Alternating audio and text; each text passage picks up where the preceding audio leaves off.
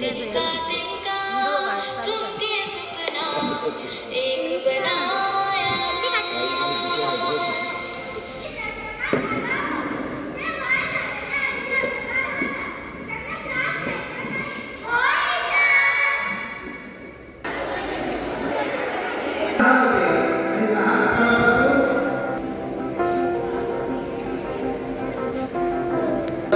आयची तुम्ही बघितल्यानंच खूपच पुढे पावले आसा।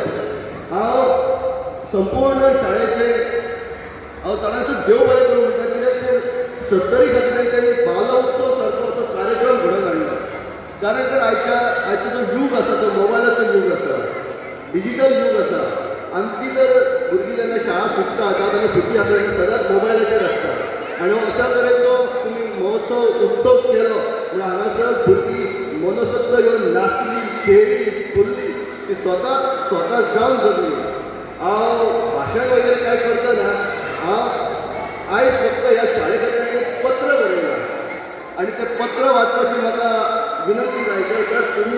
तुमी जर म्हाका परवानगी दिता जाल्यार हांव पत्र भुरग्यांक वाचून दाखयतां।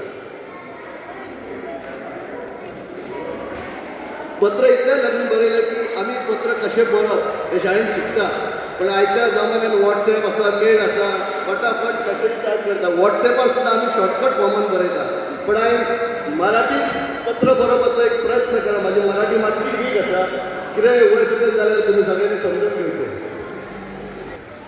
खरें पळोवंक गेल्यार ह्या 4 दिसांक भरपूर थंडी पडटाली, तरी सुद्दां भुरगे उत्साहान सकाळी आपल्या पेरंट्साक चल बेगीन या अशें करून 7:45 हजेरी लायताले।